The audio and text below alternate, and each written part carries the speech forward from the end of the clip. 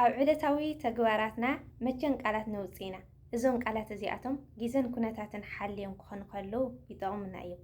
ግዜን ኩነታትን ዘይሓለዉ ወይ ከዓ ኣብ ዘይግቡእ ኣጋጣሚ ክኸውን ከሎ ደሞ ካብ ጥቕሞም ጉድኣቶም ዝዛየደ እዩ። ምክንያቱ ቃላትና ሓይሊ ኣለዎም። ስለዚ እዚ ሓይሊ እዚ ካብ ጥቕሙ ጉድኣቱ ከይገደና ወይ ከዓ ጉድኣቱ ከይበዝሐና እንታይ ኢና ክንገብር ዝግበአና ኣብ ምንታይ ከኢና ስቕታ ክንመርፅ ዘለና ዝብል ሎማዓንቲ ክንገልጾ ኢና። ሰላምታ ይርሳዕኸይ ክቡራት ቤተሰብ ልዋም ሚድያ ከመይ ቀኒኹም? ኣብ ዘለኹምዎ ሰላም ፍቕሪ ኩሉ ንዓኹም ክኸውን እናተመነኹ እምበኣርከስ ሓደ ግዜ ካብ ምዝራብ ስቕታ ዝበልፅ ነገር ኣሎ እሞ እዚ ስቕታ እዚ ኣብ ምንታይ ኣጋጣሚ ኢና ስቕ ክንብል ዝግበአና ዝብል እየ ክገልፅ ሎማዓንቲ ማለት እዩ። ምክንያቱ ብምዝራብና እንሕጎሰሉ ሰዓት ኣሎ፣ ብዘይ ምዝራብና እንሕጎሰሉ ግዜ ኣሎ እሞ ስለዚ ሎማዓንቲ ብዛዕባ ስቕታ ወይ ከዓ ኣብ ምንታይ ኣጋጣሚ ኢና ስቕ ክንብል ዝግበአና ዝብል 5 ኣጋጣሚታት ክገልፀልኩም። እቲ ሓደ ኣብ ኣዝኻ ዝሓረቅካሉ ስቕታ ምረፅ። ምክንያቱ ኣዝና ክንሓርቅ ከለና ስምዒታውያን ኢና ንኾን። ስምዒታዊ ክንኸውን እንከለና ደሞ እቲ ኣብ ውሽጥና ዘሎ ኣጋዲድና ክንናገር ስለ ዘገድደና ባዕሉ እቲ ስምዒት በልበል ስለ ዝብለና ዝተናገርና ግን ክንረጋጋዕ ከለና ብጣዕሚ ንጣዓሰሉ እንድሕር ኮይኑ ስምዒትና ክንቋፃፀር ይግበአና። ምክንያቱ ኣብዚ ዓለም እዚ ሓያል ዝበሃል ሰብ ስምዒቱ ዝቋፃፀር ሰብ እዩ። ስለዚ ኣንሕና ደቂ ሰባት እውን ንሰባት ሕማቕ ቃላት ክንናገር እንከለና ኣብ ስምዒት ኮይንና ምስ ተረጋጋዕና እቶም ሰባት የቅርታ እኳ እንተሓተትናዮም የቅርታና ተቐቢሎም እቲ ቃል ግን ኣየሓክውን ንዘለኣለም ከምዚ እኮ በለኒ እናበሉ እዮም ዝነብሩ ማለት እዩ። ኣንሕና እውን ካብቲ ስምዒት ወፂና ኩሉ ግዜ ኣብ ስምዒት ኣይንኾንን፣ ግን ምስ ተረጋጋዕና ስምዒትና ምስ ዝሓለ ንምንታይ ከምዚ ይበልክዎ ኢልና ኣብ ጣዕሳ ኢና ንነብር። መልሓስ ዓፅሚ የብላን ግን ድማ ዓፅሚ ትሰብር እያ ይበሃል። ለሓደ ሰብ ክንወቅዖ ከለና ቆርቦቱ ኢና ነባላሽየሉ። ለሓደ ሰብ ሕማቕ ቃላት ክንናገሮ እንከለና ግን ኣዕፅምቱ ኢና ንሰብሮ። ኩሉ ግዜ ከምዚ በለኒ ከምዚ እኮ በለኒ ኢሉ ኣብ ሕሉንኡ ሕማቕ ቃል ክመላለስ ለኣና ክርኢ ከሎ እዛ ዝተናገርናዮ ከባድ ቃል ክፍእቲ ቃል ንሳ እያ ላብ ኣእምርኡ ትመፆ ማለት እዩ። ስለዚ ኣብ ኣዝና ዝሓረቕናሉ ከምኡ እውን ኣብ ኣዝና ዝተሓጎስናሉ እውን ንዓና ዘይምጥን ውሳነ ክንውስን ንኽእል ኢና፣ ንዓና ዘይምጥን ቃል ክንኣቱ ንኽእል ኢና። ስለዚ ኣብ ከምዚኦም ዝበሉ ስቕታ ተትንመረፅ ንጥቀም እምበር ኣይንጉዳእን። ካልኣይ ድማ ኩሉ ሓቂ ከየፃረና ካብ ምዝራብ ስቕታ ንምረፅ። ንኣብነት ክልተ ወገን ኣለዉ እሞ እቲ ሓደ ከምዚ እዩ ኢሉ ክነግረና እዩ፣ ናቲ ካሊእ ከይሰማዕና ግን ያ ንስኻ ትኽክል ኣለኻ ንሱ እዩ ጌጋ ኢልና እንድሕር ንፈርድ ኮይንና እቲ ሓደ እውን ዝመስሎ ሓሳብ ንዕኡ ዘጋጠሞ ክነግረና ከሎ ንዕኡ እውን ትኽክል ኢኻ ምባልና ኣይተርፈናን። ስለዚ ኣብ ክልተ ወገን ንዓና እውን ንክልቲኦም ፈረድቲ ኢና ንኾን ዘለና። እቶም ሰባት እውን ከም ሓሳብ እዮም ዝቆፅሩና፣ ንዓይ እውን ትኽክል ይንሉ እውን ትኽክል ኢልዎ ይብሉና ማለት እዩ። ስለዚ ካብ ከምዚ ዝበለ መጀመርያ እቲ ሓቂ ኣፃሪና እቲ ሓቂ እቶም ሰባት ዘጋጥሞምን ሓደ ፈጣሪን እዩ ዝፈልጥ፣ ግን ድማ ዝእምን ሓሳብ ክስካብ ናይ ክልቲኦም ሓቂ ዝወፅእ ስቕታ ተትንመረፅ። ሳልሳይ ሰብ ኣብ ውሽጡ ዘሎ ነገር ክናገረና ከሎ ስቕ ኢልና ንስማዕ እዮም። ሰባት ኣብ ውሽጦም ዘለዎ ችግር ፈተና ኩሉ ነገሮም ክነግሩና ከለዉ ኩሉ ነገሮም ንፈትሐሎም ማለት ኣይኮነን፣ ወይ ከዓ ይፍታሕ እዩ ይፈትሐለ እዩ ኢሎም ኣይኮኑን መብዛሕትኡ ግዜ ዝመፁና። እንታይ ዳ እዩ ክነፍሰሎም ስለ ዝደለዩ እዮም።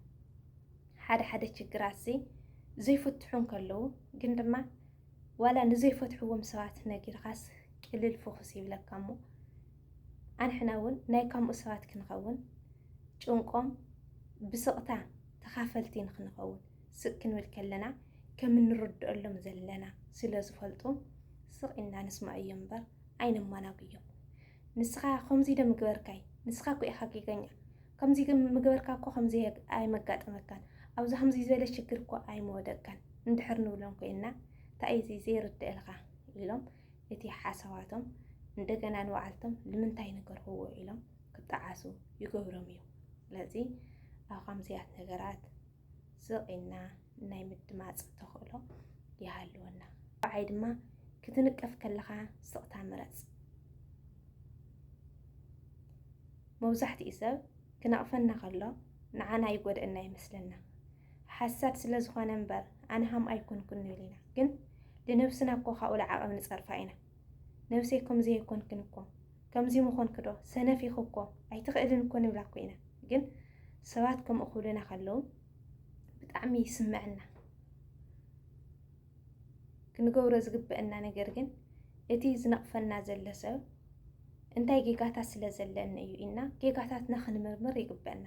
ጌጋታትና ክንምርምር እንከለና ንዓና ካብቲ ጌጋታትና ተልዒና ንቕድሚት ክንስጉም ካብቲ ዘለናዮ መንገዲ እንደገና መንገዲ ዓወት ምውሳኽ ማለት እዩ። ኩሉ ዝነቕፈና ሕማቕ ሓሲቡና ማለት ኣይኮነን። ኩሉ ዝመኽረና እውን ፅቡቕ ሓሲቡና ማለት ኣይኮነን። ኩሉ ኣጀኻ ኣጀኻ ዝብለካ ዋላ ላተጋገኻ እናሃለኻ ክስካብ ትፀድፍ እውን ኣጀኻ ክብለካ እዩ።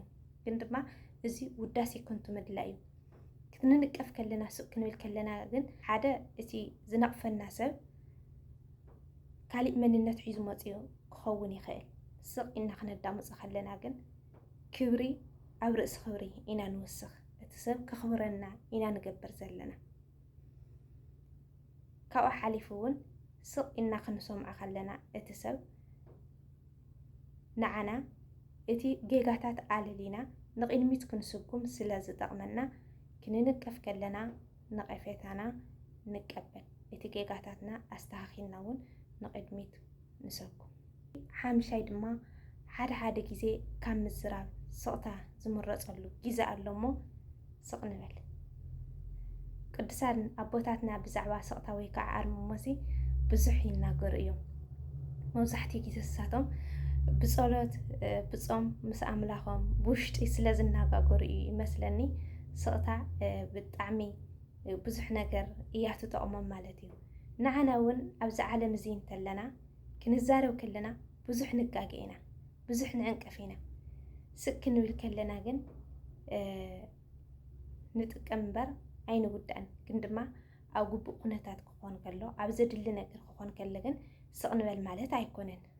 እንታይ ዳ እዩ ኣብዚ ግቡእ ኩነታትን ግዜን ክኸውን ከሎ ግን ስቕታ ዝምረፀሉ ኣሎ። ከምቲ ቅዱስ ኣርሳኒዮስ ብዛዕባ ስቕታሲ ብዙሕ ብምዝራበይ ብዙሕ ተጣዓስኩ፣ ስቕ ብምባለይ ግን ተጣዒሰ ኣይፈልጥን ይብሉ።